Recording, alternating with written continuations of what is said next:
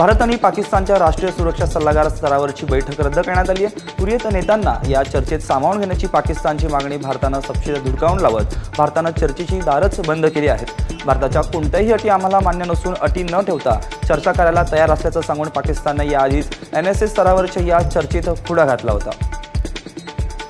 लष्कर-ए-तोयबाचा commander Abu कासिमची माहिती देणाऱ्या व्यक्तीला 10 लाखाचं पारितोषिक जाहीर करण्यात आलंय।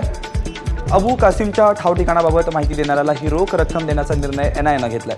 उधमपूर हल्ल्यात जिवंत पकडलेल्या नावेतकडून माहिती मिळवणाऱ्या NIAनं आता नावेशी संबंधित एकेकाच्या मुसकावाव्याला सुरुवात केली आहे।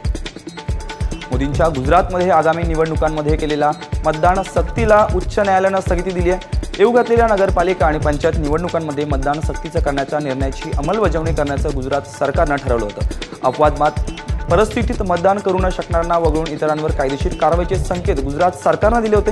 मात्र यावर वकील KR कोष्टी यांनी न्यायालयात याचिका सादर केल्यानंतर आजच्या सुनावणी दरम्यान या मतदान सक्तीला उच्च न्यायालयानं स्थगिती दिली आहे। पंतप्रधान नरेंद्र मोदींनी खुद्द स्वतः येऊन मराठवाड्यातल्या दुष्काळाची पाहणी करावी अशी मागणी बीडमधल्या शेतकऱ्यांनी केली आहे। हजारो हेक्टर शेतातली उभी पिकं करपल्यानं आधीच हवालदिल झालेल्या शेतकऱ्यांना त्यांच्या जनावरांच्या चाऱ्याचा प्रश्नही भेडसावतोय।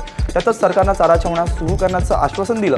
सरकारी आदेश निघाले मात्र चारा छावण्यांचा पत्ताच नाही। परभणी, नांदेड, हिंगोली वगळता मराठवाड्यातला खरीप 100% वाया गेलाय असं म्हटलं तरी वावगं ठरणार नाही, कारण लातूर, उस्मानाबाद आणि बीडची परिस्थिती दयनीय आहे आणि याच पार्श्वभूमीवर मोदींनी मराठवाड्याची पाहणी करावी अशी मागणी शेतकऱ्यांनी केली आहे।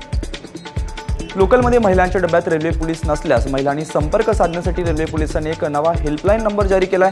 98333311 या मोबाईल क्रमांकावर संपर्क साधून आता महिला त्यांच्या डब्यात पोलीस नसल्याचं रेल्वे प्रशासनाला कळवू शकतात। प्रवासी महिलांच्या सुरक्षेच्या दृष्टीने सुरू करण्यात आलेल्या you know you check we respond या नव्या मोहिमेअंतर्गत महिलांसाठी ही सुविधा सुरू करण्यात आली आहे।